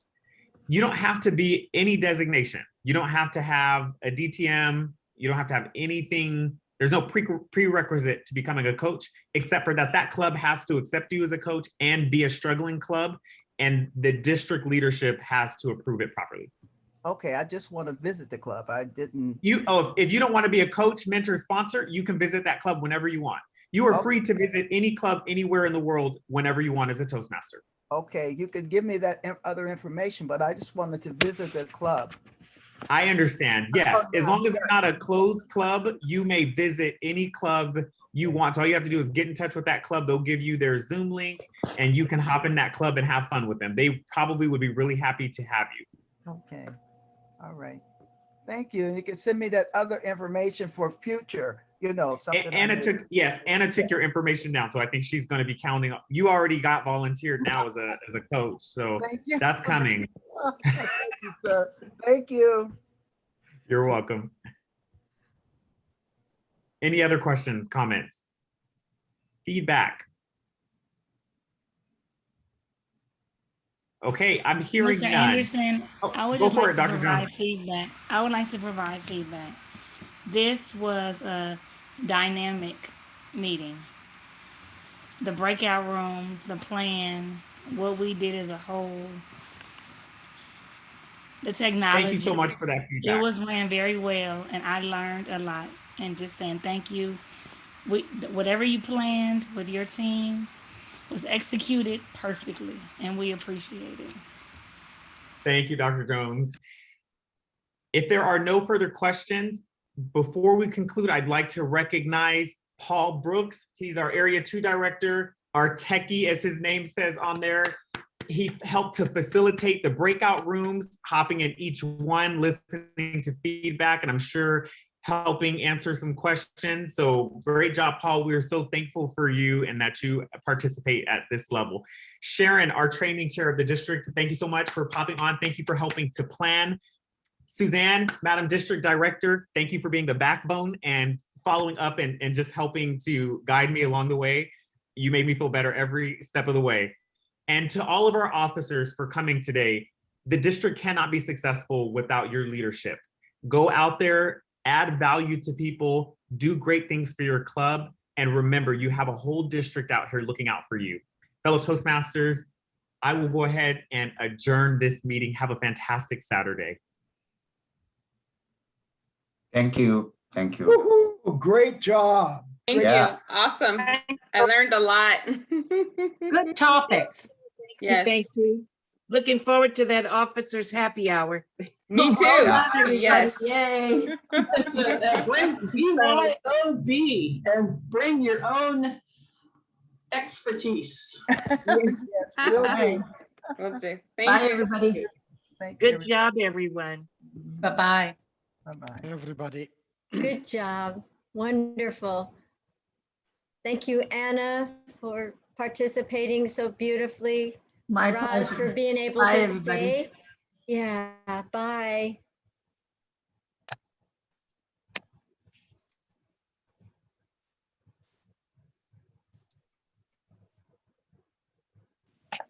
See you, Tim. See you, Daryl.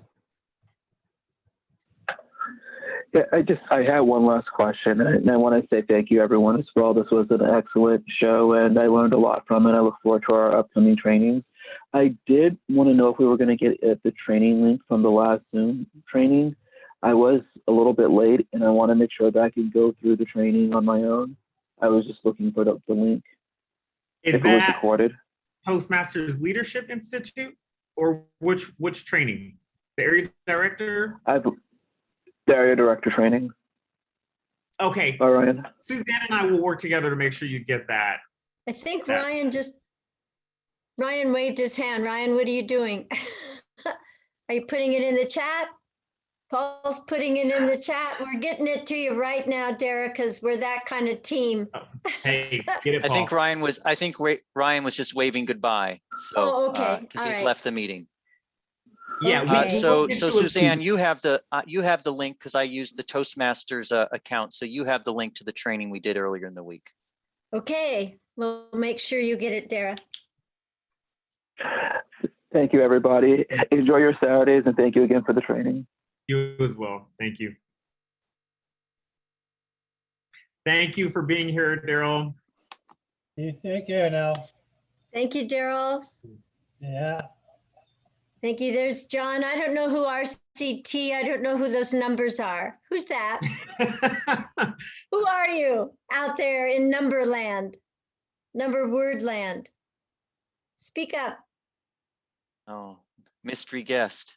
It's like A mystery date. mystery, a mystery guest. Yeah, that's too funny. Well, Morris, while we're on, and John, there's nothing confidential that we're going to say in this meeting because we don't know who RCT. there they Yeah, are. there it is. Okay. Did you have a question, sir, or something we can do? Hello, you're on mute. Gerald, Oh, hi, Gerald. Gerald. No, I don't have a question. I was just trying to disengage from the meeting. All right. Sometimes Yeah. it takes a little while. Yeah. Thank you for Thank coming, though. We Wonderful appreciate it. day. You My too. pleasure. All right. Thank you. Yeah, if you move your mouse to the lower right corner, there you Oh, go. he made it. There you I go. took care of it. Oh, you took care of it. Yes, I helped you him. did. I Oh, helped him. team, we had 58 inspired. Oh my gosh, where did you, that guest speaker was amazing. What an amazing guy. 2 paths, 6 months into the program. I just followed his dancing eyes. Did you get real Mhm. excited and oh my, yeah. And have Yeah, that his vision. name is out there already. As soon as he commented, somebody else responded, you better get him before he changes his mind. And I was like, oh, okay. Yes, yes. Oh, great job. Great job. Everyone was just in on it. Good job, Morris. Wonderful meeting. It flowed. Good questions. 58, same as my last count. Let me double check. Yeah, 58 on the call. I got scared I wasn't going to finish on time, actually. Here I was thinking, I was like, oh, wrap this up by 11:30, easy. Well, All right, so- questions are good. We had questions. We had people asking, and that means they felt comfortable enough to be vulnerable. And that's a Yes. good thing. Yeah, that's a good thing.